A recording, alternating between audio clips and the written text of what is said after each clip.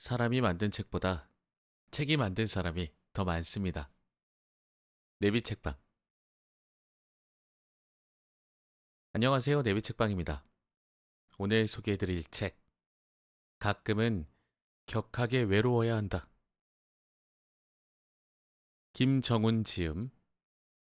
출판사 21세기 북스입니다. 내 삶의 주인이 되는 문화 심리학. 김정훈. 그리고 쓰다. 외로움을 피해 관계로 도피하는가? 와, 이 말 너무 좋네요. 도피. 관계로의 도피. 더 외로워야 덜 외로워진다. 그렇죠. 네, 최악을 맛본 사람은 뭐 차악 정도야 가볍게 웃어 넘길 수 있지 않겠습니까? 야, 내가 그것도 견뎠는데 이거 하나 못할까? 저 같은 경우에는 아마도 네, 모든 힘든 일을 군대에 비유하면 되지 않을까? 군대 얘기들 싫어하시죠? 여기까지 하겠습니다. 그런 생각을 좀 해보네요. 자, 이 책이 거의 10년 전에 발간이 된 책입니다. 요새 주변에서 그런 얘기 혹시 못 들어보셨을까요? 나 너무 외로워 하는 분들 종종 계시지 않을까요? 저는 주변에서 좀 듣습니다. 근데 그들이 외롭다라고 하는 것보단 저를 보면서 너 외롭지 않아? 이런 얘기들을 좀 해요. 음, 제 주변 지인들은 대부분 이제 가정을 이루고 잘 살고 있습니다. 가정을 이루지 못했다고 해서 제가 외로워 보이나 봐요. 저는 그렇게 생각하지 않는데 그렇게 보이나 봅니다. 그래서 어쩌면 외로움이라는 건 내 스스로 느낀다기보다는 누군가가 말을 해줄 때 더 그것이 느껴지는 게 아닌가 싶어요. 평소에 저는 외로움을 모르고 살거든요. 충분히 행복하고 충분히 즐겁습니다. 자, 외로움. 외로움 때문에 뭔가 해서는 안 될 선택을 하기도 하고요. 바로 이 앞전에 제가 소개해드린 책들 중에 이 마약에 관련된 책들도 있었고요. 그리고 불통, 독단, 뭐 이런 제목을 가지고 있던 책도 있었습니다. 야망이 있죠. 불통, 독단, 야망. 아마 그랬을 겁니다. 그곳에서도 그 저자분들도 항상 하시는 얘기가 단절이 인간에게 주는 안 좋은 영향들에 관한 네, 그런 것들을 본인들의 저서를 통해서 설명을 해주셨었는데 참, 소통이 안 되는 사람도 단절된 인간관계 속에서 만들어질 수 있고 뭐 나쁜 그 손대면 안 될 그런 약물에 의존하는 분들도 외로움, 단절 그런 것들을 통해서 그런 나쁜 선택을 안 좋은 선택을 하게 된다라는 내용들이 있었습니다. 단절이 물리적인 단절이라기보다는 나 혼자 있더라도 내가 어떤 생각을 하면서 있느냐가 더 중요한 것 같습니다. 그리고 요새는 사실 누구보다도 타인과의 거리가 가까운 삶의 환경에서 살잖아요. 특히 서울 같은 경우에는 단독주택에서 거주하시는 분들은 거의 안 계실 겁니다. 대부분 집합 건물, 뭐 아파트라든지 뭐 빌라, 뭐 다세대 건물, 뭐 다가구 건물 이런 곳에서 거주하실 확률이 높으실 텐데 타인과의 거리는 좁혀졌으나 나는 혼자다. 나는 외롭다.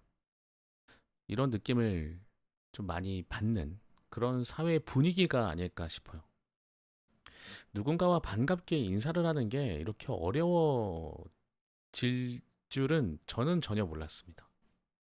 그래서 그것을 좀 해소하기 위해서 그나마 뭐 어딘가에서 물건을 산다든지 가게에 들어갔을 때, 뭐 식당 같은 곳에 들어갔을 때는 좀 밝게 인사하는 편이고 또 이용이 끝난 후에 나오면서 뭐 계산을 할 때도 뭐 인사를 잘하는 편입니다. 그런 인사라도 잘 해야 되지 않나 싶어요. 자, 외로움. 내 스스로만 느끼지 않다면 괜찮은 것 같습니다. 자, 오늘은 외로움에 관한 책입니다. 과연 저자분은 어떤 생각으로 격하게 외로워야 한다라고까지 제목을 지으셨는지 오늘의 책 목차부터 소개하도록 하겠습니다. 프롤로그, 가끔은 정말 격하게 외로워야 합니다. 파트 1, 불안하면 숲이 안 보인다. 팔굽혀펴기 15번이면 다 해결된다. 힘든 일을 말하는 것 같습니다. 네, 불안하고 걱정이 많을 때 힘든 거 한번 하면 다 해결이 되죠. 사라집니다. 여자는 남자를 위해 화장하지 않는다. 이런 제목에서는 혹시라도 오해는 없으시기 바랍니다. 뭐 남녀, 차별 이런 것들을 의도하신 거는 전혀 아닌 것 같으니까 오해 없으시길 바라는 마음에 달력, 원근법, 그리고 심리학 더 자도 된다. 조간신문은 좀 더 있어야 온다. 불안하면 숲이 안 보인다. 이 가을 통속하거나 외롭거나. 파트 2. 남에 의해 바뀌면 참 힘들다. 모든 것들이 그렇습니다. 남들로 인해서 바뀌게 되면 힘들죠. 내가 가지고 있는 습관들이 있기 때문에 그것을 스스로 고치는 것도 힘든데 남들의 의견에 의해서 바뀌게 된다면 그것만큼 곤욕인 게 없겠죠. 한 해가 시작되는 진짜 이유. 남에 의해 바뀌면 참 힘들다. 구체화할 수 없다면 가짜다. 이 말은 너무 좋은 것 같습니다. 구체화하기 위해서는 사실, 근거, 그런 것들이 필요하겠죠. 그런 사실적인 증거들을 제시하지 못한다면 구체화할 수 없고, 구체화할 수 없다면 가짜라는 거. 요새는 너무 거짓이 난무하는 세상이기 때문에 이런 말은 꼭 기억했으면 좋겠네요. 뒤로 자빠지는 의자를 사야 한다. 저자분이 소위 말해서 좀 개성이 넘치시는 분으로 평가를 많이 받고 계시기 때문에 이런 재미있는 제목을 봤을 때는 어떤 의도로 글을 쓰셨을까라는 궁금증이 더욱 생기네요. 행복은 철저하게 음악적이다.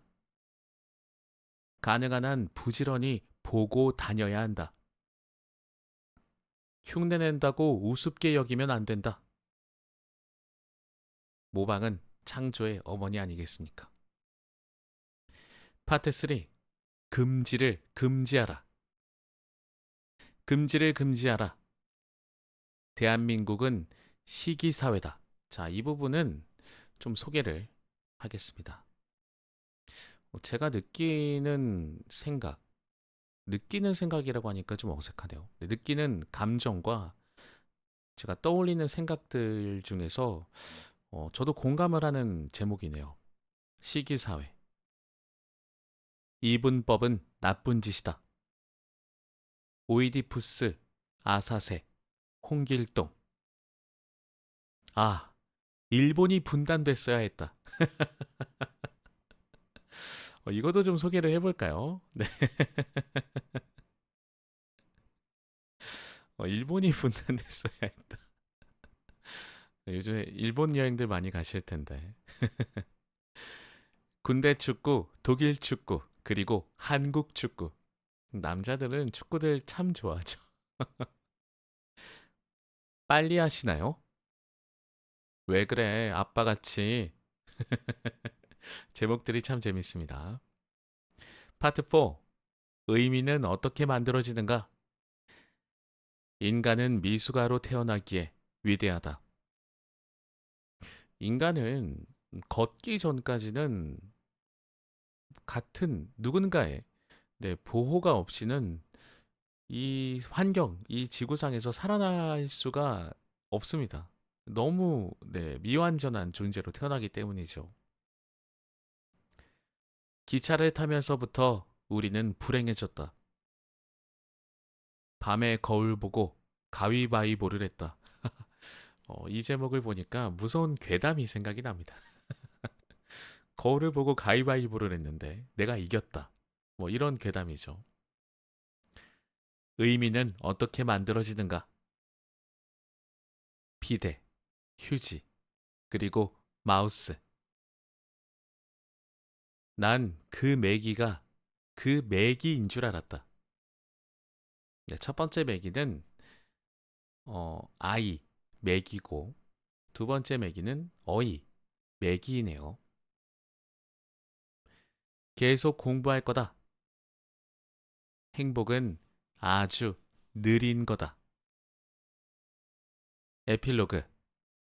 갑자기 말을 키워야 할 필요가 생겼습니다.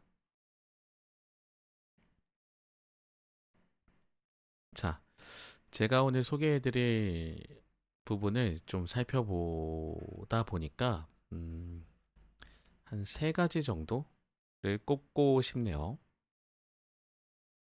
자, 불안하면 숲이 안 보인다. 네, 이 부분하고, 근데 제가 이렇게 말씀을 드려놓고 정작 소개를 안 해드리거나 다른 엉뚱한 걸 소개하는 경우들이 있더라고요. 이것이 라이브 방송이기 때문에 그리고 저 혼자서 진행을 하고 있고 제가 뭐 대본을 미리 만들어두고 하는 게 아니다 보니까 약간 중구난방입니다. 길을 잃을 경우가 많기 때문에 예, 그런 때가 많기 때문에 양해 부탁드립니다. 자, 오늘은 한번 기억을 해보겠습니다. 불안하면 숲이 안 보인다. 그리고 대한민국은 시기사회다. 그리고 행복은 아주 느린 거다. 이렇게 한번 소개를 드려보도록 하겠습니다. 물론 시간이 허락하는 안에서 최대한 많이 소개를 할 수 있도록 해볼게요. 본문으로 들어가기 전에 프롤로그 소개합니다. 프롤로그. 가끔은 정말 격하게 외로워야 합니다. 1. 정말 가끔은 격하게 외로워야 합니다. 우리 모두가 정상이 아니기 때문입니다. 자동차도 비포장 도로를 한두 시간 달리면 구석구석 정비해야 합니다. 나사가 풀리고 기름이 셉니다. 무쇠로 된 자동차도 그렇습니다. 우리는 그 여린 마음을 가지고 수십 년 동안의 험난한 세월을 겨우 버텨왔습니다. 그런데도 지금의 내 몸과 마음이 정상일 거라는 그 터무니없는 믿음은 도대체 어떻게 가능한 걸까요? 몸도 매년 정기검진을 받습니다. 그 역겨운 물을 몇 리터나 마시고 장내시경도 합니다. 조마조마해 하면서 결과를 받아봅니다. 작은 수치의 변화만 생겨도 겁내며 의사를 쫓아다닙니다. 몸의 사소한 변화도 그렇게 확인하는데 어떻게 자신의 마음은 아무렇지 않다고 생각하는 걸까요? 어떻게 그런 무모한 확신이 가능한 걸까요? 스스로 잘 살고 있다고 생각하는 사람일수록 더 망가져 있습니다. 대한민국 성공한 사람들은 거의 다 만나봤습니다. 대부분 정상이 아닙니다. 본인만 모릅니다. 상식적으로 한번 생각해 봅시다. 그 위치까지 가려고 도대체 얼마나 미친 듯 살았겠습니까? 얼마나 이를 꽉 물고 버텼겠습니까? 얼마나 많은 경쟁자들을 밟고 그 자리까지 갔겠습니까? 그런데도 자신의 몸과 마음이 형편없이 망가져 있다는 사실을 모릅니다. 주위 사람들은 다 압니다. 그가 가진 돈과 권력 때문에 아무 말 하지 않을 따름입니다. 그러다가 다들 한 방에 훅 가는 겁니다. 하루하루를 겨우 견뎌내고 있는 보통 사람들은 어떻겠습니까? 그래서 멘토의 막연한 위로를 그렇게 기대했는지 모릅니다. 허접한 용기라도 가져야 하는 거 아닌가 생각도 합니다. 그래서 다들 그렇게 낯선 심리학자 이야기에 귀가 쫑긋했는지도 모릅니다.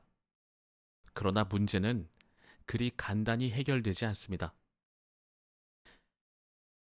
격하게 외로운 시간을 가져야 합니다. 외로움이 존재의 본질이기 때문입니다. 바쁘고 정신없을수록 자신과 마주하는 시간을 가져야 합니다. 사람도 좀 적게 만나야 합니다. 우리는 너무 바쁘게 들 삽니다. 그렇게 사는 게 성공적인 삶이라고 생각합니다. 그래서 자꾸 모임을 만듭니다. 착각입니다. 절대 그런 거 아닙니다. 바쁠수록 마음은 공허해집니다. 형편없이 망가진 내 자신을 마주 대하는 것이 두렵기 때문에 자꾸 그러는 겁니다. 아무리 먹고 살기 바빠도 자기 자신과 마주하는 시간을 놓치면 안 됩니다. 트위터의 RT나 페이스북의 좋아요와 같은 값싼 인정에 굶주려 하는 것도 마찬가지입니다. 타인의 관심을 통해 내면의 깊은 상처를 잊고 싶기 때문입니다. 그러나 내 상처는 그런 식으로 절대 치유되지 않습니다. 동물들은 상처가 생기면 병이 나을 때까지 꼼짝 안 합니다. 상처가 난 곳을 그저 끝없이 핥으며 웅크리고 있습니다. 먹지도 않고 그냥 가만히 있습니다. 상처가 아물면 그때서야 엉금엉금 기어 나옵니다. 그 하찮은 동물도 몸에 작은 상처가 생기면 그렇게 끝없이 외로운 시간을 보냅니다. 격하게 외로워야 하는 또 다른 이유가 있습니다. 모두들 아주 오래 살게 되었기 때문입니다. 어느 광고처럼 외계인의 침공이 없다면 혹은 빙하기가 다시 도래하지 않는다면 이제 대부분의 사람들은 100세까지 살게 됩니다. 인류가 지금까지 한 번도 겪어보지 못한 일입니다. 정말 엄청난 일입니다. 먹고 살 돈이 있다고 내 외로움이 사라지지 않습니다. 취미활동, 가족과의 연대, 사회보장제도로 견딜 수 있는 것도 결코 아닙니다. 은퇴한 후에도 3, 40년을 더 살아야 합니다. 소외감 느끼지 않고 우울해하지 않고 끝까지 잘 버틸 자신 있나요? 인간은 어쩔 수 없이 외로운 존재임을 깨닫는 방법밖에 없습니다. 그 사실을 깨닫는 것이 무서워 외로운 시간을 피하려고 합니다. 외로움은 그저 견디는 것입니다. 외로워야 성찰이 가능합니다. 고독에 익숙해져야 타인과의 진정한 상호작용이 가능합니다.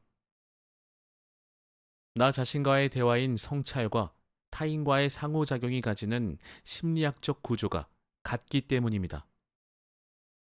외로움에 익숙해져야 외롭지 않게 되는 겁니다. 외로움의 역설입니다. 2. 난 이제부터 내가 하고 싶은 일만 한다.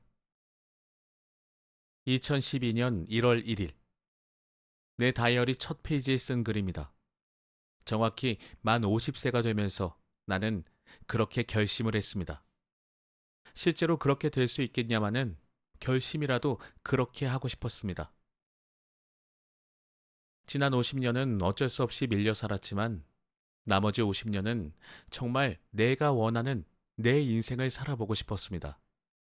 그리고 바로 일본으로 건너왔습니다.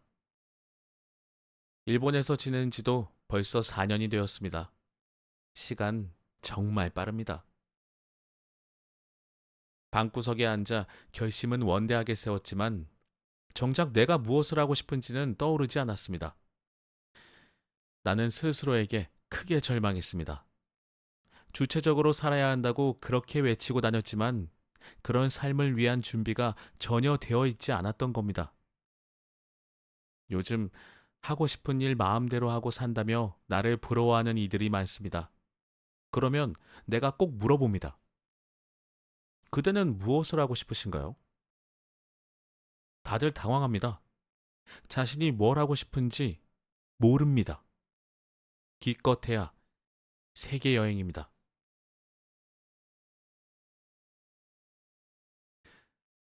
내가 하고 싶은 일이 명확치 않으니 그렇게 떠밀려 살면서 우울했던 겁니다. 먹고 살기 힘든데 라는 핑계로 내 삶의 근본적인 질문을 소홀히 했기에 그렇게 짜증만 내고 살았던 겁니다. 우울과 짜증은 심리적으로 정상이 아닐 때 나타나는 겁니다. 그래서 거꾸로 생각하기로 했습니다. 일단 내가 하기 싫은 일의 리스트를 만들기로 한 겁니다.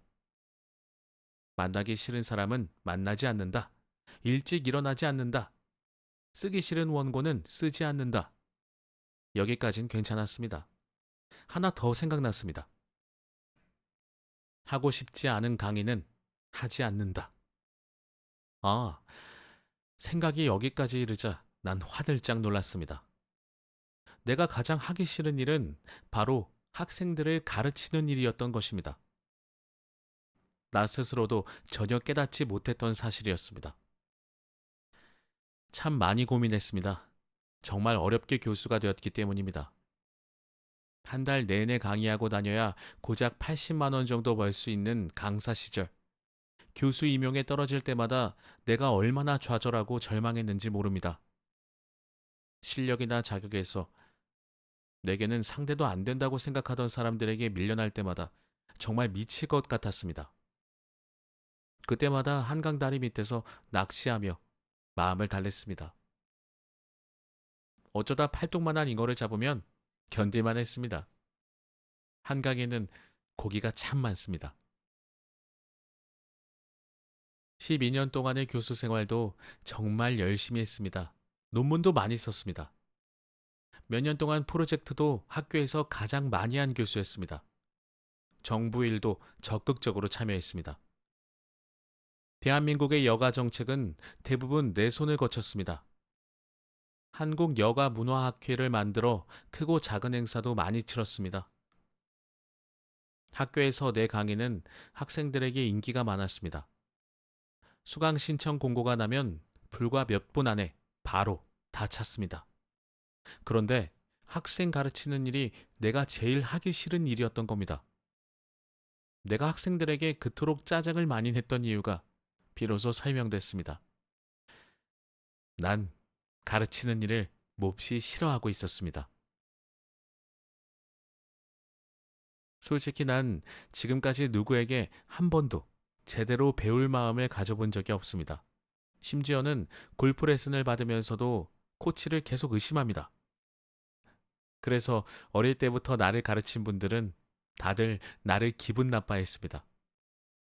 한 번도 누구에게 배울 마음을 가져본 적이 없는 내가 학생들을 가르친다는 것이 말도 안 되는 일이었던 겁니다. 그 사실을 정교수가 되고 정년 보장을 받고 나서야 겨우 깨달은 겁니다. 너무 늦게 깨달았습니다.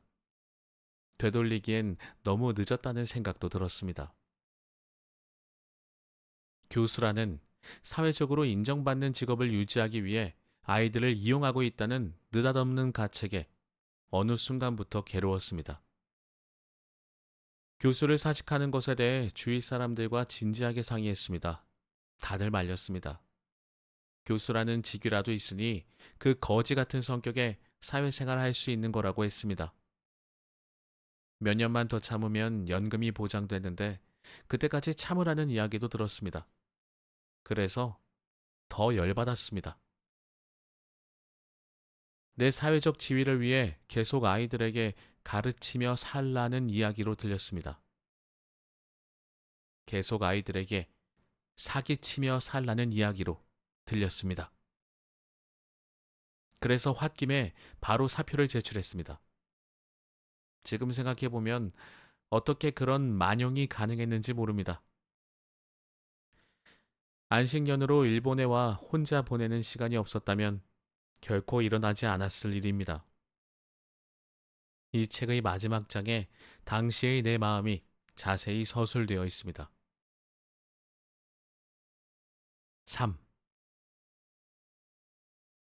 김 교수, 그거 다 거짓말이야. 조르발을 흉내내려면 제대로 해. 정말 자유로워지려면 부인과 아이들도 버려야 하는 거야. 어떻게 이혼은 안 하고 교수만 때려치우나? 내가 사표를 제출하자 당시 명지대학교의 유영구 이사장님으로부터 바로 서울로 들어오라고 연락이 왔습니다. 어떤 대학도 나를 뽑아주지 않을 때 유일하게 나를 인정해준 분입니다. 참 섭섭해 하셨습니다. 어떻게 자신과 한마디 상의도 없이 그런 결정을 할 수 있냐는 것이었습니다. 대학에 들어와 보직 교수들을 들이받아 여러 번 문제를 일으켰습니다. 학문적 능력은 전혀 없이 그저 대학 원장이나 학장 같은 보직을 하고 싶어 하는 교수가 가끔 있습니다. 그런 사람일수록 그 자리가 무슨 권력이라고 정말 찌질한 갑질을 합니다. 문제가 생길 때마다 유 이사장님은 날 불렀습니다. 씩씩거리는 나와 식사를 함께 하면서 야구 이야기만 참 많이 했습니다. 그렇게 날 신뢰하고 인정해주는 그분 덕택에 숱한 위기를 넘겼습니다. 그래서 그분께는 지금도 죄송한 마음입니다. 한참을 혼나고 돌아 나오는데 유 이사장님이 그럽니다. 지금이야 사방에 큰 소리 치고 그만둔다니까 어쩔 수 없고 시간 지나면 꼭 다시 함께 일하자고. 마음만으로도 참 고마운 분입니다. 그러나 내가 교수를 다시 하는 일은 없을 겁니다. 난 정말 교수 체질이 아니기 때문입니다. 일본에서 지낸 4년 동안 참 많이 외로웠습니다. 그러나 얻은 것이 너무 많습니다. 일단 생뚱맞은 학위를 하나 더 땄습니다. 교토 서쪽 끝에 있는 교토 사가예술대학의 단기 학부를 졸업했습니다. 이제 내 최종 학위는 전문대졸입니다. 원래 만화를 공부하려 했습니다. 노인용 성인 만화, 변태 만화를 그리려고 했습니다. 한국 사람들은 너무 정상체위만 고집합니다. 그래서 삶이 지루한 겁니다. 에로틱한 상상력이 다양해야 문화도 다양해집니다. 그런데 내 지도교수인 기타무라 마사미 교수님이 내 그림 솜씨를 보더니 정말 잘 그린다며 일본화를 배워보라고 했습니다. 만화는 언제든 할 수 있지만 일본화를 배울 기회는 다시 없을 듯해서 교수님의 추천대로 일본화를 전공했습니다. 태어나서 처음 제대로 배우고 싶다는 생각을 했습니다. 그리고 지난 2015년 3월에 졸업했습니다. 나는 내 전문대학 학위가 너무 자랑스럽습니다. 독일의 박사 학위보다 훨씬 신납니다. 내가 정말 좋아서 한 공부이기 때문입니다. 10년 후면 정말 세계적인 화가가 될 겁니다. 이 책의 표지도 내가 그린 겁니다. 볼 때마다 너무 자랑스럽습니다. 책도 몇 권 썼습니다. 4년 동안 이 책을 포함해 3권을 썼습니다. 보다의 심리학이라는 미술과 심리학의 관계를 설명하는 일어책도 번역했습니다. 지난 1년 동안 이어령 프로젝트라는 책도 준비했습니다. 내년에 출간할 예정입니다. 또 다른 일어책도 번역하고 있습니다. 그 책도 내년이면 출간됩니다. 그러니까 일본에서 지낸 4년 동안 총 6권의 책을 출판하게 되는 겁니다. 내 인생에서 가장 생산적인 시간이었습니다. 이토록 재미있게 공부한 적이 없습니다. 모두 외로움을 담보로 얻어낸 성과물입니다. 50 넘어 시작한 일어 공부도 너무 즐거웠습니다. 옛날에는 기모치만 들리던 일본 만화나 AV의 대사가 이제 많이 들립니다. 그래서 앞으로 먹고 사는 일에 자신도 생겼습니다.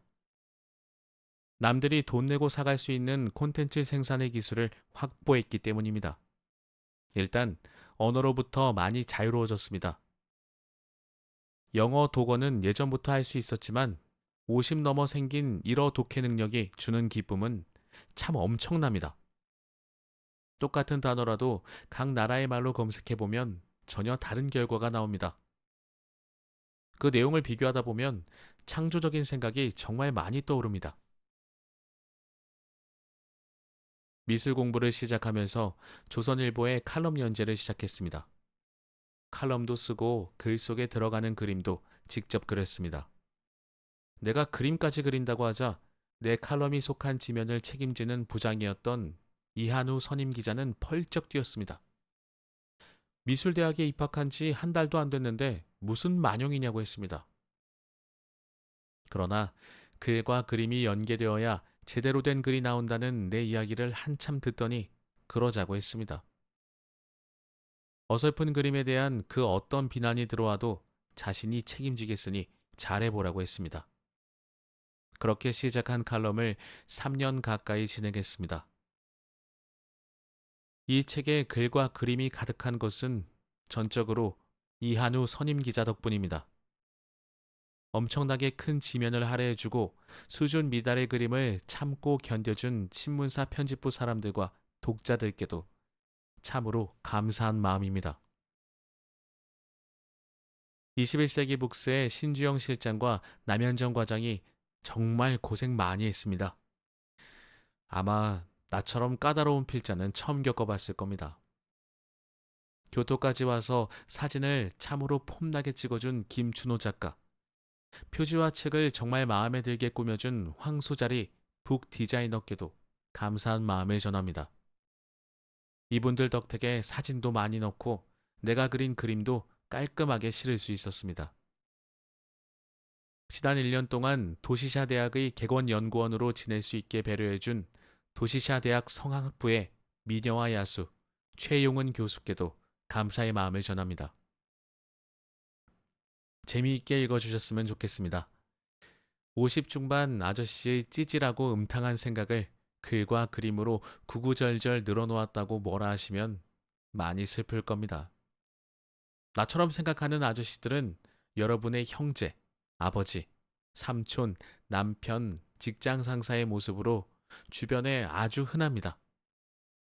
대한민국이 구질구질한 이유는 바로 이 아저씨들 때문입니다. 내 책을 통해 그분들과의 소통에서 느꼈던 황당함을 조금이라도 덜 수 있었으면 하는 바람입니다. 정말 내 마음에 꼭 드는 책입니다. 며칠이나 품 안에 안고 자는지 모릅니다. 그 기쁨을 함께 해주시는 독자 여러분께 진심으로 감사드립니다. 2016년 새해를 기다리며 교토 아라시야마에서 김정운. 불안하면 숲이 안 보인다. 국민 배우 안성기 부부가 교토에 놀러와 며칠을 함께 지냈다.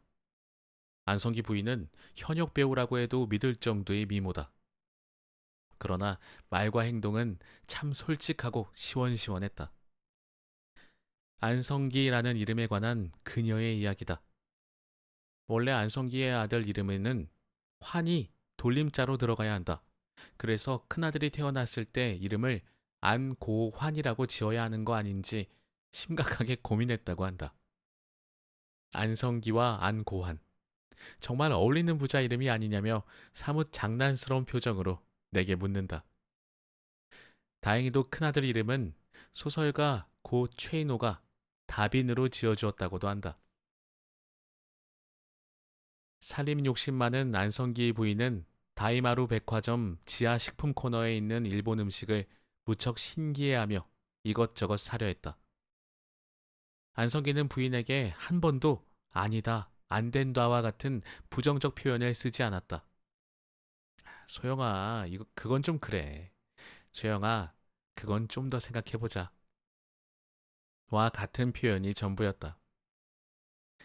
천하의 안성기는 허접한 음식 봉투 한가득 들고 부인 뒤를 따라가며 연신 조심스럽게 소영아, 이제 그만 다른 곳으로 가야 할 것 같아. 라고 했다. 안성기는 매번 아내 이름을 참 애틋하게 불렀다. 한국의 중년 여자 대부분은 자기 이름을 잊고 산다. 누구 엄마 아니면 누구 와이프인 까닭이다. 자녀가 성장하고 집을 떠나면 느끼는 중년 여성의 허전함은 자아 정체성의 위기로 이어진다. 안성기가 인간적으로 참 멋있어 보였던 것은 아들 둘을 군대와 유학 보낸 아내의 허전함을 끝없이 배려하는 모습 때문이었다. 중년 여성들이 느끼는 심리적 위기도 심각하지만 은퇴한 중년 남자들의 정체성 혼란은 더 심각하다. 한국 남자들에게 번듯한 명함이 사라지는 것처럼 공포스러운 일은 없다. 사람은 누구나 남들이 자신을 알아봐 주길 원한다. 남들이 알아봐 주는 것 자체가 권력이기 때문이다. 못 알아보는 듯하면 바로 명함을 내민다. 자기 입으로 자신을 폼나게 설명하기 쑥스럽기 때문이다. 명함을 건네는 장면을 멀리서 살펴보면 누가 더 높은 사람인지 금방 분명해진다. 서로 명함을 건넨 후의 태도가 확연히 달라지기 때문이다. 사회적 지위가 낮은 사람의 인사하는 각도가 훨씬 깊다. 그리고 낮은 사람은 많이 웃는다. 높은 사람은 조금 웃는다. 동물의 왕국에서 수컷들이 서로의 뿔끼리를 대보는 것과 마찬가지다. 그러나 그런 명함은 참 덧없다. 사장, 이사와 같은 사회적 지위는 2, 3년이 고작이다. 장 차관은 1년을 넘기면 다행이다. 그래서 요즘 같은 인사철이 되면 신문의 동정란을 자세히 들여다보게 된다. 나름 성공한 지인이나 친구들의 안부가 궁금해서다. 모임에서 만났을 때 실수하면 안 된다. 그렇다고 교수나 선생, 공무원처럼 정년이 긴 직업이 좋은 건 절대 아니다. 오래 살기 때문이다. 옛날에는 정년하고 나면 바로 죽었다. 그러나 요즘은 보통 90세까지 산다. 50대의 회사를 일찍 그만두면 또 다른 일을 새로 시작해 볼 수 있다. 아직 젊기 때문이다. 그러나 정년이 긴 직업은 다르다. 예순을 훌쩍 넘겨 은퇴하면 새로운 시도를 해볼 여지가 없다. 힘도 없고 용기도 없다. 정년이 길다고 자랑할 만한 일은 아니라는 것이다. 고령화 사회의 근본 문제는 연금이 아니다. 은퇴한 이들의 아이덴티티다. 자신의 사회적 존재를 확인할 방법을 상실한 이들에게 남겨진 30여 년의 시간은 불안 그 자체다. 불안은 원래 미래가 불확실한 젊은이들의 정서다. 경험과 경륜의 노인들이 불안해하는 젊은이들을 위로할 때 한 사회는 균형을 잡으며 건강하게 버틸 수 있는 거다. 그러나 오늘날 아무런 대책 없이 수십 년을 견뎌야 하는 젊은 노인들이 갈수록 늘어난다. 문제는 불안하면 세상을 자꾸 좁혀서 본다는 사실이다. 숲과 나무로 비유하자면 불안하면 자꾸 나무만 보고 숲을 보지 못한다는 이야기다. 미국 사회심리학자 토리 히긴스는 인간 행동의 이유를 두 가지로 구분한다. 좋은 것에 가까이 가려는 접근 동기와 대상을 피하려는 회피 동기다. 세상을 긍정적으로 보고 다가가려는 접근 동기는 전체 지각을 활발하게 한다. 반면 세상을 부정적으로 보고 도망치려는 회피 동기는 부분을 뜯어보는 부분 지각을 더 촉진시킨다. 히긴스와 그의 동료는 불안하면 부분 지각이 강해지고 행복하면 전체 지각이 강해진다는 것을 확인했다. 원래 노인의 지혜는 숲, 그러니까 전체를 보는 데 있다. 시력이 떨어지고 기억력이 떨어질수록 전체 맥락을 볼 수 있는 지혜가 더 확대된다는 것이 노인학의 일관된 연구 결과다. 그러나 평균 수명이 길어지고 자아 정체성의 위기에 시달리는 젊은 노인들이 많아질수록 전체를 보고 사회의 발전 방향을 제시할 수 있는 해안이 사라진다. 불안한 젊은이들은 나무를 보고 불안한 젊은 노인들도 나무를 본다. 큰 틀에서 미래를 바라보는 이는 없다. 오늘날 진보와 보수의 대립은 더 이상 이데올로기의 대립만은 아니다. 제각기 불안한 세대 간의 대립이기도 하다. 그래서 선거 때만 되면 각 세대를 자극하는 포퓰리즘이 난무하는 것이다. 불안한 젊은 노인들이 보수의 이름으로 젊은 세대와 대립한다는 내 주장에 불쾌해하며 버럭 화부터 내지 않았으면 좋겠다. 자꾸 버럭 화부터 내는 것도 다 불안해서 그런 거다.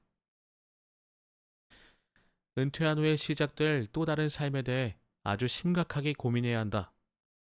쥐꼬리만한 연금을 받아가며 그렇게 주저앉아 늙어갈 수는 없는 일이다. 평균 수명 50세 시대에 만들어진 가치로 100세 시대를 살려고 하니 다들 그렇게 힘든 거다. 100년을 살 젊은 세대에게 평균 수명 50세의 가치를 강요하니 더 불안해하는 거다. 따뜻한 마음으로 숲을 보는 지혜를 가져야 개인이고 국가고 편안해진다. 아이덴티티.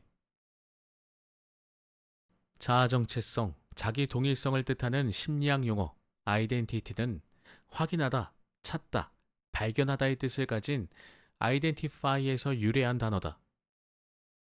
미국의 정신분석학자 에릭슨이 심리학 이론으로 정립했다. 자아는 시간적 연속성을 갖고 타인과 구별되어 확인되어야만 하는 존재라는 의미다. 다문화에 노출되어 자라는 청소년의 경우 나는 누구인가? 라는 질문이 심각하게 다가올 때가 있다. 미국이나 일본에서 자라는 한인 청소년의 경우 자신의 문화적 아이덴티티에 대해 끊임없이 의구심을 갖게 된다. 실제로 에릭슨 역시 성장 과정에서 독일인과 유대인, 덴마크인 사이에서 정체성의 혼란을 겪었다. 이 같은 스스로의 경험 때문에 그는 아이덴티티 개념을 심리학 발달 이론에 적극 포함시킨 것이다. 에릭슨의 발달 이론은 아동기의 발달이 끝나는 것이 아니라 중년기를 거쳐 노년기까지 전생에 걸쳐 계단식으로 발달이 이루어진다고 설명한다. 각 발달 단계에는 사회적 상호작용의 양상에 따라 각기 다른 심리적 기제가 중요하게 작동한다. 중년의 한국 남자에게는 아주 심각한 아이덴티티의 위기가 찾아온다. 명함에서 자신의 직함이 사라질 때다. 직장을 다니는 한국 남자의 모든 사회적 상호작용은 일과 관계에 있다. 직장 사람들 혹은 업무상 관계 있는 이들과 술 마시고 밥 먹고 골프를 친다. 그러나 은퇴하는 순간 그 모든 인간관계는 끝난다. 내가 누구인지 더 이상 확인할 방법이 없다. 청소년 시기에 던졌던 나는 누구인가의 질문을 다시 던지게 된다. 더 이상 새로운 발달의 가능성이 보이지 않을 때 사람은 소외감과 우울함을 호소하며 심리적으로 급격히 위축된다. 한국 남자 대부분은 그런 상태로 30여 년을 더 살아야 한다. 접근 동기와 회피 동기. 미국의 심리학자 토리 히긴스는 인간의 동기를 두 가지 측면으로 나눈다. 접근 동기는 자신이 원하는 목적에 접근하기 위해, 즉 무언가 좋은 결과를 얻기 위해 열심히 노력하는 것을 말하며, 반대로 회피 동기는 자신이 싫어하는 대상으로부터 벗어나기 위해 애쓰는 것을 뜻한다. 선생님이 학생에게 열심히 공부하면 성공할 수 있다 라고 말하는 것은 접근 동기를 심어주는 반면, 좋은 대학에 가지 못하면 낙오자가 된다 라고 하는 것은 회피 동기를 자극하는 것이라 볼 수 있다. 세상 일에는 접근 동기로 접근해야 하는 일과 회피 동기로 접근해야 하는 일이 따로 있다.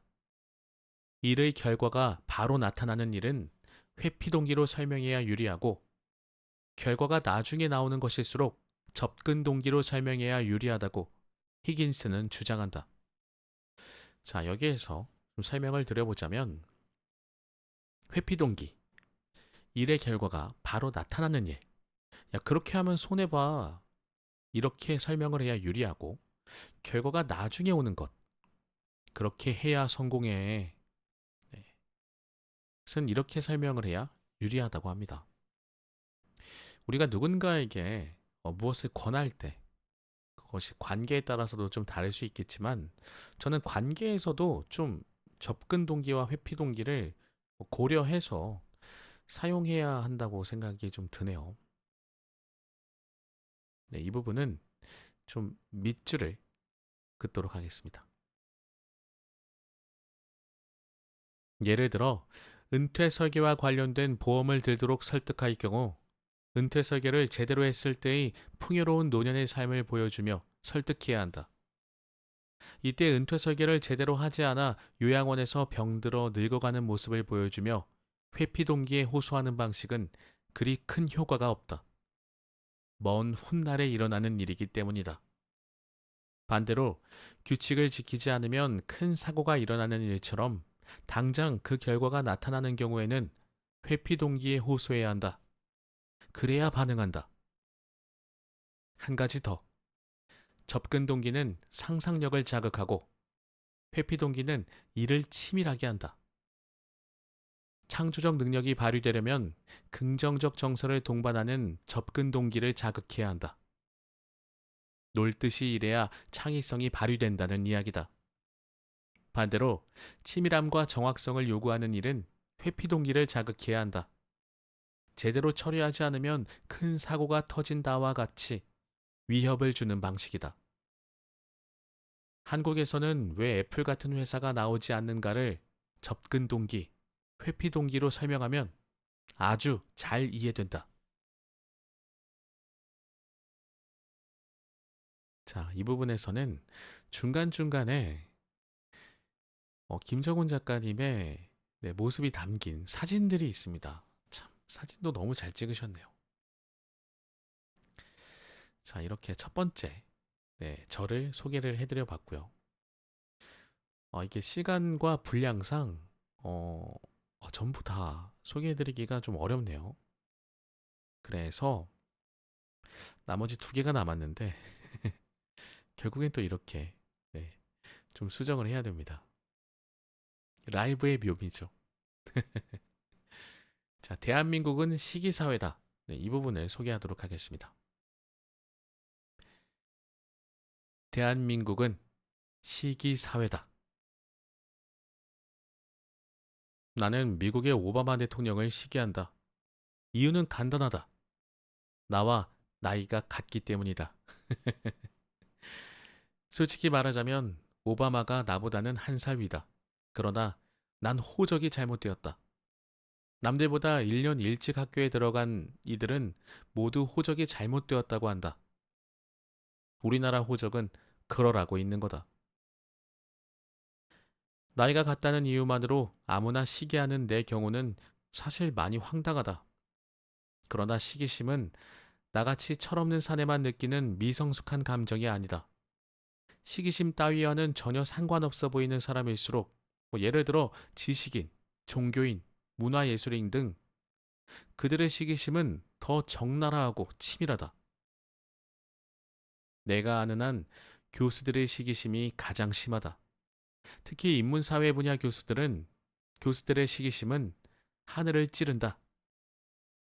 자연과학과는 달리 인문사회과학에는 객관적 잣대가 없기 때문이다.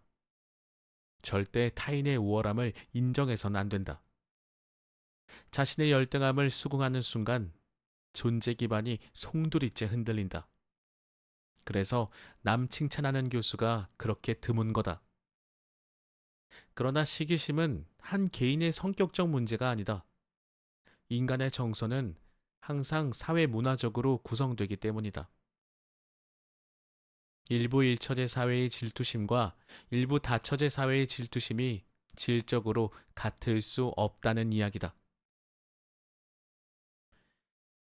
대한민국은 아주 특별한 시기사회다. 독일에서는 남의 고통을 기뻐한다는 샤덴프로이데라는 단어를 아무렇지도 않게 사용한다. 자, 이 샤덴프로이데는 제가 예전에 어떤 다른 책에서도 한번 소개를 드려본 단어네요. 제가 이 단어가 너무 음, 기억에 남아서 메모까지 해놨던 기억이 좀 납니다.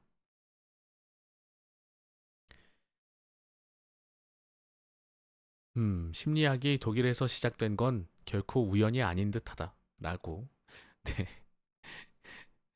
저자분의 생각을 또 적어주셨네요. 한국 사회를 설명하는 정언적 표현이 참 다양하다. 위험사회, 격차사회, 피로사회, 불안사회 등 그러나 시기사회처럼 한국 사회의 특징을 잘 드러내는 표현은 없다. 오늘날 한국 사회를 뒤흔드는 사건 뒤에는 어떠한 방식이든 시기심이 작동하고 있다. 너무 공감되는 부분입니다. 남 잘 되는 거 못 보잖아요. 독일에서 남의 고통을 기뻐한다는 단어 샤덴프로이데를 많이 쓴다고는 하지만 우리나라에도 있습니다. 네. 사촌이 땅을 사면 배가 아프다고 속담에도 있죠. 심지어 친인척인데도 네, 배가 너무 아픕니다. 우리는 고통을 기뻐하진 않지만 독일 사람들처럼 잘 되는 것을 네, 못 보는 것이죠. 고통을 기뻐하는 건 좀 느낌이 다르네요. 좀 더 잔인하고 너무 폭력적인 그런 느낌이 좀 있네요. 압축 성장이 남긴 집단 심리학적 흔적이다. 신분과 지위의 변화가 너무 급작스러웠던 까닭이다. 부의 축적 또한 정당하지 않았거나 지극히 우연적이었던 경우가 대부분이다.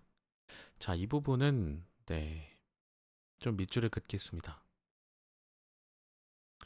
제가 이 부분에 대해서 누군가에게 좀 강의를 했었나? 네, 그랬던 기억이 있는데 특히 우리나라는 부에 관해서 굉장히 관심이 많고 삶의 가치 중에 제일 1순위를 부로 꼽잖아요. 근데 저는 좀 그렇게 생각합니다.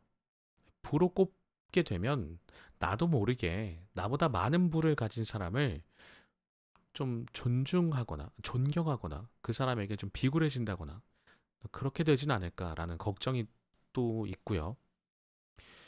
그리고 부를 이룬 사람들 중에 과연 정당한 방법으로 부를 이룬 사람들이 얼마나 있을까? 그 비율이 얼마나 될까라는 의문이 좀 생깁니다. 물론 제 짧은 생각입니다만 우리나라는 불과 100년도 안 됐어요. 네, 아직 100년도 안 됐는데 일제 강점기가 있었고요. 100년 안에. 그리고 한국 전쟁이 있었습니다. 그때마다 일제 강점기 때는 우리가 침략을 당한 나라기 때문에 식민지 국가가 됐기 때문에 뭐 일본에게 전부 다 빼앗기는 상황이었고 그리고 한국 전쟁 때는 네, 서로 다른 사상을 가지고 있었기 때문에 공산주의자들에게 모두 다 빼앗기면서 다 빼앗기는 네, 그런 역사를 가지고 있었겠죠. 그런데 그 상황에서 그렇게 어려운 상황에서 부를 축적했다? 그게 가능할까? 가능했다면 어떤 방법이었을까? 라고 혼자서 생각을 해봤을 때 분명 좋지 않은 방법이었겠다. 라는 생각이 좀 들더라고요. 그래서 대대로 부자다. 뭐 대대로 이 집은 뭐 부자였고 돈이 많았다라고 하면 저는 좀 이상하게 좀 삐딱한 시선으로 그들을 보게 되더라고요. 그냥 부자인 사람이 어디 있습니까? 그렇지 않나요? 네, 그냥 부자인 사람이 세상에 어디 있을까요? 없죠. 없습니다. 네, 그런 의심을 좀 하게 되는 네, 그런 제 자신이 좀 싫기도 하지만 여러분들은 어떻게 생각하시는지 좀 궁금하긴 하네요. 일제시대 때부터 부자였어. 한국 전쟁을 겪었는데 계속 부자야. 어떻게 부를 축적했을까요? 그 다음에는 우리나라의 정치 상황이 매우 혼란스러웠기 때문에 또한 마찬가지인 겁니다. 네, 민주주의가 완전히 사라질 위기에 처했을 때 부자였어. 그럼 그들은 돈을 어떻게 벌었을까요? 어떤 방법을 썼을까요? 네, 그런 것이 좀 궁금한 것이죠. 계속 읽어보겠습니다. 시기심은 열등한 사람만의 감정이 아니다. 열등한 사람과 간격이 좁혀지는 것을 두려워하는 우월한 사람의 시기심이 더 무섭다. 와, 이 부분도, 네. 이 부분도 밑줄을 좀 긋겠습니다. 우월한 사람들은 열등한 사람들이, 자기들이 생각하는 열등한 사람들이겠죠. 그들이 나와 같아지는 걸 싫어할 겁니다. 그래서 수단과 방법을 가리지 않고, 뭐, 정치 권력을 이용한다든지, 또는 뭐 어떤 다른, 네, 국가가 행사할 수 있는 권력 중에서 몇 가지의 또 권력들이 있겠죠. 그런 것들을 이용하는 방법을 통해서 그런 상황을 사전에 차단하려고 하겠죠. 그게 더 무섭다라고 표현을 하는 것 같습니다. 그래서 왜냐하면 시기심이 있는데 돈도 있고 권력까지 있으니까. 있는 사람이 더 한다는 이야기다. 이러한 감정을 독일의 시기심 전문가 롤프 아우블은 간격 시기심이라고 정의한다. 한참 아래 것이 어느새 부쩍 자라 자기 자리를 치고 올라오는 것에 대한 윗사람의 불안이 적개심으로 변하는 것은 한순간이다. 프로이트가 수제자인 융의 급성장을 견디지 못해 자기 학파에서 쫓아내고 평생 증오했던 경우가 바로 그렇다. 와, 지금은 또 프로이트가 칼 융을 쫓아내 있었군요. 평생 증오까지 했다고 하니까 그렇게 위대한 네, 학자들도 그랬 야, 대단하네요, 진짜. 이건 너무 충격이다. 심리, 철학을 다루시는 분들이 본인의 감정을 네, 잘 수습하지 못해서 결국엔 이런 행동을 했다는 게, 와, 참, 그래요. 맞아요. 학자와 현자는 다른 것 같습니다. 현자들은 인간의 그 단계를 초월한 분들을 말하는 것 같고, 학자분들은 인간 단계에서는 가장 궁극의 어떤 지성을 갖춘 사람들을 학자라고 부를 수 있는 것인 것 같아요. 결국엔 인간이다. 하지만 현자는 인간의 한계를 넘어선 존재들인 것 같다. 라는 생각이 좀 드네요. 그렇다고 시기심이 부정적인 것만은 아니다. 하우블은 정당한 시기심도 있다고 주장한다. 정의와 평등이라는 사회적 합의는 시기심의 제도적 관리다. 와, 이 부분은 너무 네, 꼭 밑줄을 그어야겠습니다. 종교적 교리도 시기심에서 그리 멀리 떨어져 있지 않다. 천국의 거지가 지옥에 떨어진 못된 부자를 보고 고소해야 하는 것은 당연하다는 거다. 못된 부자가 죽은 후에도 천당에서 희희낙락한다면 도대체 신은 뭐 하는 거냐는 질문이기도 하다. 개인적 야심은 물론 사회적 변동을 가능케 하는 혁신적 사상의 배후에는 이렇듯 정당한 시기심이 작동하고 있다. 다양한 외피를 입고 나타나는 시기심을 세련되게 다루는 방식을 문화라고 한다. 오늘날의 인간 문명을 가능케 한 가장 결정적인 심리학적 요인은 둘이다. 섹슈얼리티와 시기심. 물론 순전히 내 생각이다. 일단 섹슈얼리티는 프로이트가 명쾌하게 설명했다. 직접 하는 건 여러모로 복잡하고 불편하기에 인간은 다양한 형태로 변형된 성적 만족을 추구하게 되었다는 거다. 섹슈얼리티의 공공적 합의 결과가 오늘날의 아름답고 우아한 문화라는 것이 프로이트적 문명론의 핵심이다. 한편 시기심에 대한 전 인류적 저항은 섹슈얼리티보다 훨씬 더 집요하다. 어떤 문화권이든 빠지지 않는 공통 잠언이 있다. 바로 겸손하라다. 폼 잡고 싶어 그렇게 고생했는데 이젠 또 겸손하라고 한다. 환장한다. 도대체 왜 인간은 꼭 겸손해야만 하는 걸까? 간단하다. 다른 사람들의 시기심을 자극하지 않아야 하기 때문이다. 겸손해야 됩니다. 타인의 시기심을 자극하는 순간 바로 아웃이다. 인정투쟁이 주인과 노예의 변증법의 핵심 기제로 작동하는 바로 그 순간이다. 그래서 요즘 한 방에 훅 가는 사람이 그토록 많은 거다. 와, 그러고 보니까 딱 맞네요. 지금 생각을 해보니까 요새 좀 뭔가 유명해지고 돈을 많이 벌었다라고 하면 갑자기 어떤 구설수에 휘말리면서 혹은 뭐 예전에 잘못했던 사건들이 떠오르면서 또 안 보이게 되죠. 어느 순간 잘 보이던 사람이 보이지 않게 되는 그런 것들이 많지 않습니까? 그것이 바로 이 시기심 때문입니다. 연예인들이 토크쇼에 나와 눈물 흘리며 나도 힘들고 괴롭다고 토로하는 이유도 마찬가지다. 집단적 시기심의 표적이 되는 것이 두려운 까닭이다. 시기사회의 근본 문제는 자신의 시기심에 관해서는 아무도 이야기하지 않는다는 사실에 있다. 섹슈얼리티와 관련된 사회적 담론의 부재가 한국 사회의 반문화를 그토록 천박하게 만드는 것처럼 시기심에 관한 사회적 성찰의 부재는 온갖 분노와 적개심이 모두 정당한 것처럼 착각하게 만든다. 와, 10년 전에 쓰신 책인데 지금 10년 후에도 너무 와닿는 시기심에 관한 생각이신 것 같습니다. 집단적 사디즘이 도덕적으로 타당하고 이념적으로 옳은 것처럼 주장하는 일은 없어야 한다. 품격 있는 사회란 시기심의 세련된 관리를 의미한다. 분노와 적개심이 치밀 때마다 이 분노의 근원이 과연 정당한 시기심인가에 관해 성찰해야 한다는 이야기다.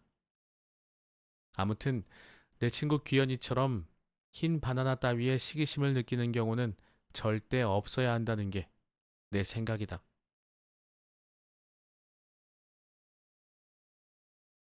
여기 사진이 한 장 있는데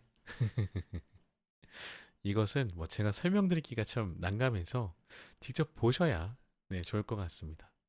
이 책을 보시게 된다면 직접 보셨을 때 좀 웃음이 좀 날 것 같습니다.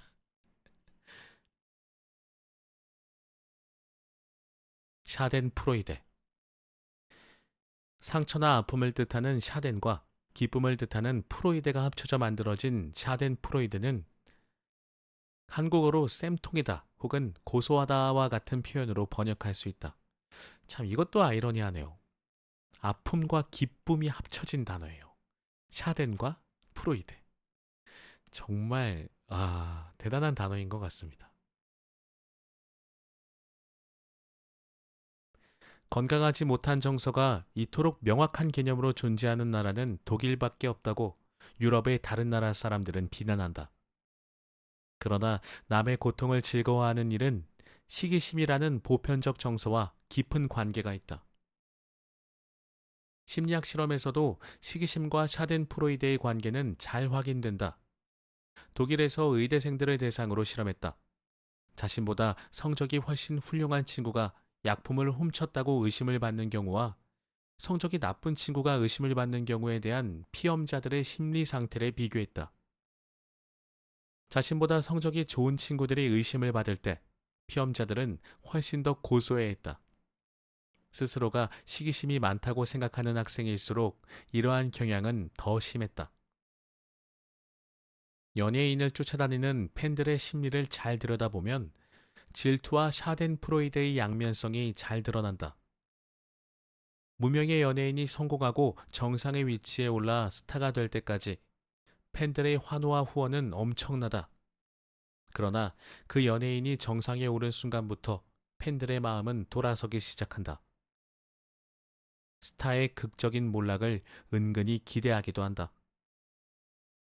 스타를 끈질기게 쫓아다니며 아주 사소한 일들에 대해서도 욕설을 퍼붓는 악플러는 대부분 한때 그 스타의 열렬한 팬이었다. 연예인의 활동을 SNS를 통해 다양한 방식으로 방해할 수 있는 권력을 가지게 된 팬들은 이제 자신들의 주장에 귀 기울이지 않는 스타들을 괴롭히며 그들의 고통을 즐긴다. 와, 이 부분도 이게 스타뿐만 아니죠. 네. 스타뿐만이 아니라 그냥 누군가를 조롱하고 괴롭히는 것을 즐거워하는 하나의 문화가 생겨버린 것 같아요. 이것은 좀 안타까운 일입니다. 오늘날 대중문화의 스타들은 이러한 샤덴프로이데의 희생양이 될 각오를 해야 한다. 네, 저는 물론 유명해지기도 참 어렵겠지만 그럴 일이 잘 없겠지만 방송을 하면서 절대 얼굴을 드러내지 않는 이유가 바로 이것입니다. 저는 유명해지는 게 너무 싫어요. 그러니까 이렇게 조촐하게 물론 제 방송의 어떤 그 내용에 비해서 방송의 질에 비해서 와주신 분들이 너무나 많으시지만 저는 딱 이 정도면 너무 차고 감사하기 때문에 소소하게 이게 얼굴 드러내지 않고 방송하는 게 딱 좋습니다. 스타는 팬들의 시기심과 열등감이 샤덴프로이데로 바뀌는 그 순간을 위해 소비되려고 존재하기 때문이다. 이 부분은 너무 슬프네요. 소비되기 위해 존재한다. 시기와 질투의 문화 심리학. 인간 문명은 시기 혹은 질투의 역사다. 성경에 나오는 카인과 아벨의 이야기는 상당히 의미심장하다. 유목민을 대표하는 동생 아벨은 양을 가지고, 농경민을 대표하는 형 카인은 곡식을 가지고 신에게 제사 드린다. 야훼가 아벨의 제사만을 받자 분노한 카인은 동생을 살해한다. 의아하게도 신은 카인을 죽이지 않는다. 오히려 카인에게 표식을 주어 누구도 그를 해치지 못하게 한다. 인류는 그 카인의 후손이다. 질투는 인류의 운명이라는 이야기다. 와, 이렇게 해석이 가능하네요. 카인과 아벨이라는 이야기는 성경을 모르시는 분들도 조금 아시지 않을까 싶을 정도로 유명한 이야기죠. 왜냐하면 신의 존재를 부정하더라도 인류의 시작이라는 존재들의, 그리고 인류에서 첫 번째로 발생한 살인 사건이다, 이런 식으로도 소개가 되기 때문에 시기심 때문에 비롯된 것이다. 결국 인간은 시기심의 역사를 가지고 있다. 그리고 그것이 인류의 운명이다. 유목민의 경우 질투 관리는 철저했다. 다양한 제의를 통해 한 사람에게 부와 권력이 집중되는 것을 막았다. 매번 옮겨 다녀야 하는 유목민에게 질투 관리는 사실 그리 복잡한 일이 아니었다. 그러나 인류가 한 곳에 정착해 살기 시작하면서 질투 관리는 매우 어려워졌다. 그렇죠. 질투가 생기기 전에 떠나버리니까 서로 안 보면 되니까 상관이 없는데, 한 곳에 계속 살기 시작하면서 계속 마주쳐야 되다 보니 그것을 관리하기가 어려워졌을 겁니다. 그런 거 있잖아요. 우리 오래된 미용실, 그 동네에서 오래된 미용실, 슈퍼, 부동산 가면 온갖 마을 사람들, 그 동네 사람들에 대한 험담이 다 모이잖아요. 오래 사신 분들이. 그런 거랑 비슷하지 않을까. 이제 인류는 다양한 문화적 장치를 동원해 시기와 질투를 관리하기 시작한다. 법과 제도, 윤리와 도덕은 그렇게 시작된 것이다. 자, 이 부분은 밑줄에 긋겠습니다. 법과 제도, 도덕, 이것이 시기심, 인간의 시기심에서 모든 것들이 비롯되기 때문에 만들어진 것이다. 와, 이런 해석은 정말 어떻게 하면 할 수 있을까요? 대단합니다. 심리학적 관점에서 볼 때 문화의 본질은 질투 관리다. 빈부격차가 급격하게 벌어지지 않도록 세금, 복지 관련 제도가 정비된다. 시기와 질투는 부도덕한 것으로 여겨지고 타인의 질투를 야기하지 않도록 겸손이 강조된다. 자, 이 부분도 밑줄을 그어둘게요. 한국 사람의 시기와 질투는 유난히 강하다. 압축 성장 때문이다. 자, 이 부분은 앞서서 한국 사회의 네, 어떤 문제점으로 그리고 그 문제가 왜 일어났는지에 대해서 저자분이 얘기해 주신 부분인데 좀 집중해서 저도 잘 생각해 보면서 소개해 보겠습니다. 경제적 풍요가 서서히 이루어진 서구 사회의 경우에 질투 관리 체계, 즉 문화가 세련되고 은밀하게 진행되었다. 그 결과 신분의 차이나 빈부격차를 자연스럽게 받아들이게 되었다. 자, 이 부분 밑줄을 좀 긋겠습니다. 이렇게 보면은 어, 이것이 옳은 것인지 맞는 것인지는 잘 모르겠는데 유럽은 귀족 사회였잖아요. 우리나라도 마찬가지긴 합니다만 네, 귀족 사회가 오래 지속되었고 그 다음에 지금 이제 민주정부가 들어온 후에도 본인들이 하는 일에 대해서 계급이 좀 나눠진다고 가정했을 때, 물론 그러면 안 되겠지만, 은연중에 그것들을 좀 자연스럽게 받아들이면서 사신다고 해요. 제가 듣기로는. 그래서 노동자 계급과 뭐 화이트 칼라, 블루 칼라라고 표현을 하죠. 그리고 대대로 좀 명망이 있는, 그냥 솔직하게 얘기하면 돈이 많고 권력이 있었던 그런 가문의 사람들과는 그 사람들을 시기하거나 질투하지 않고 그냥 자기 자신의 삶에 만족이라기보단 그것을 그냥 수긍하고 산다고 합니다. 우리나라는 그렇지는 않죠. 우리나라의 대부분의 드라마, 영화, TV에서 다루는 주요 스토리 중에 네, 이야기 중에 단골 소재가 네, 평범한 소시민이 재벌을 이긴다든지 국가 권력을 가지고 있는 사람들을 무너뜨리는 것. 네, 그런 걸 좋아하지 않습니까? 우리나라는 아직까지 네, 그 시기심이 음, 제대로 통제되고 있지 않다. 물론 여기서 말하는 이 시기심은 어, 무조건적으로 부정적인 의미가 아닐 거라고 저는 생각합니다. 그러나 경제적 풍요에 모든 것이 집중되어 있었던 한국 사회는 질투 관리에 소홀했다. 경제적 풍요도 정당한 노력의 결과라기보다는 정경유착과 같은 비정상적인 수단이나 갑작스러운 땅값 상승과 같은 운의 결과로 여겨졌다. 실제로도 그랬다. 아, 네, 실제로도 그랬다라고 하십니다. 오늘날 한국 사회에서 시기와 질투는 아주 쉽게 정당화된다. 문제는 시기와 질투의 정당화가 분노와 결합할 때다. 한 사회의 미래가 불분명해지는 것은 매우 위험한 상황이다. 한국 사회에서 질투 관리는 상당 기간 아주 어려운 과제가 될 듯하다. 자, 앞에서 소개했던 내용 중에 그 부자들이 밑에 있는 사람들, 자기보다 열등한 사람들을 시기하는 것도 있다고 했잖아요. 우월한 사람의 시기심이 더 무섭다라는 표현이 있었는데, 저는 이것을 좀 이해를 못하는 편입니다. 그러니까 우월한 시기심을 이해를 못한다기보단 내가 우월하다고 생각하면 나보다 하등하다고 하는 사람들을 좀 보살펴 주는 게 본인한테 저는 유리할 거라고 생각하거든요. 그렇지 않을까요?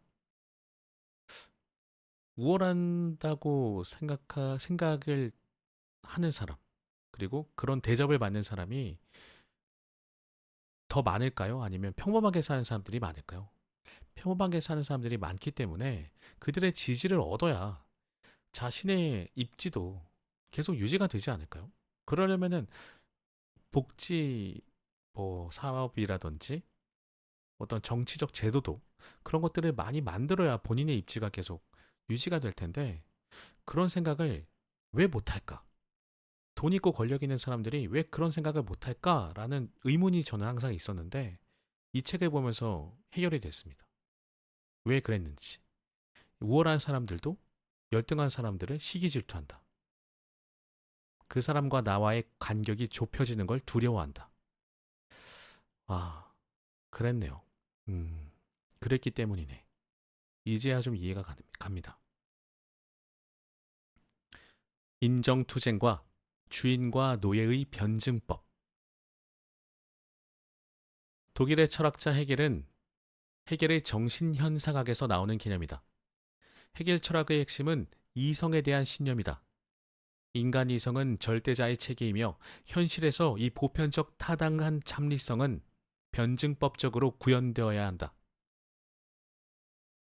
인정투쟁은 헤겔의 예나 시절에 작성된 저서, 특히 정신현상학 가운데 주인과 노예의 변증법을 설명하는 데 사용되었다. 사실 인정투쟁은 헤겔 철학의 중심 개념이라고는 할 수 없다. 초기 저작에 나타났다가 어느 순간부터 사라져버린 개념을 하버마스의 제자인 악셀 호네트가 집중 연구에 뒤늦게 주목받게 된 개념이다. 주인과 노예의 관계는 영원히 지속되지 않는다. 역사의 변화, 즉 역사 발전이란 주인과 노예의 관계가 끊임없이 역전되는 과정이다. 이렇기 때문에 시기 질투를 하는 것이군요. 주인은 노예의 인정을 받을 필요가 없다. 노예는 자신의 노동을 통해 생산되는 생산물을 통해서만 주인의 인정을 받을 수 있다. 그러나 노예는 자신의 생산물을 통해 자기 자신을 확인하는 자의식을 어느 순간부터 갖게 된다. 주인은 여전히 노예의 생산물을 소비할 뿐이다. 노동을 통해 자의식을 획득한 노예는 투쟁을 통해 주인을 제거한다. 이제 주인이 노예가 되고 노예는 주인이 된다. 악셀 호네트는 이 같은 헤겔의 인정투쟁 개념을 미국의 사회심리학자 조지 허버트 미드의 주격자와 목적격자의 정체성 이론과 연계해 이론적 확대를 시도한다. 타인에 의해 인식된 목격적 자아와 스스로 인식하고 있는 주격자의 불일치는 인정투쟁으로 이어진다는 것이다. 대부분의 경우 인정투쟁은 목격적 자아에 포함되지 않은 주격자의 내용을 드러내려는 과정이다. 여기부터는 내 생각이다. 겸손하라는 도덕적 명령은 인정투쟁의 반대 과정이다. 겸손은 주격자를 목적격자의 수준 혹은 그 이하의 수준으로 일치시키므로 타인에 의한 정체성 훼손을 미연에 방지하는 수단으로 작동하기 때문이다. 참 어려운 말이죠. 자, 인정투쟁. 네. 인정투쟁에 대해서 좀 대화를 나눠볼까요? 그러니까 인정투쟁이 목적격자에 포함되지 않은 주격자의 내용을 드러내려는 과정이다. 인 것인데 이 김정훈 교수님의 김정훈 작가님의 생각은 겸손하라고 한 명령은 인정투쟁의 반대 과정이라고 합니다. 근데 그것이 맞겠죠. 왜냐하면 인정투쟁은 내가 자의식, 주격자를 찾게 되는 순간 그것을 통해서 투쟁을 하게 되고 그 투쟁을 통해서 주인을 제거하게 되지 않습니까? 노예가. 그렇기 때문에 겸손하라라는 말 자체가 그 노예가 투쟁을 할 수 없게 좀 제어하는 그런 목적으로 말을 하는 것이 아닌가. 뭐 그렇게 해석을 할 수 있겠습니다. 자, 오늘의 책 가끔은 격하게 외로워야 한다. 외로움에서 지금 시기심까지 왔습니다. 정말 재밌는 책인 것 같습니다. 저는 보면서도 이렇게 해석을 해보니까 내가 풀리지 않았던 의문들이 막 풀리는 기분이 좀 들어서 굉장히 흥미진진하게 전 혼자서 읽었는데 여러분들은 너무 쉽게들 다들 이해하셨겠죠? 네, 저는 지식이 짧기 때문에 이것을 읽으랴 해석하랴 뭐 한번 생각도 해보랴 굉장히 바쁩니다. 믿지 못하시겠지만 단 한 번에 끊임없이 끊김없이 계속 라이브로 쭉 하고 있기 때문에 저는 이거 한 번 하고 나면 방송 끝나고 나면 좀 힘들어요, 사실. 생각보다 많은 에너지를 소비하는 것 같습니다. 그것이 모두 다 제 부족함 탓입니다. 제가 잘 아는 분야고 잘 이해를 할 수 있다면 많은 에너지를 쓸 필요가 없었겠죠. 자, 오늘의 책 가끔은 격하게 외로워야 한다였습니다. 들어주신 모든 분들 너무 감사드리고요.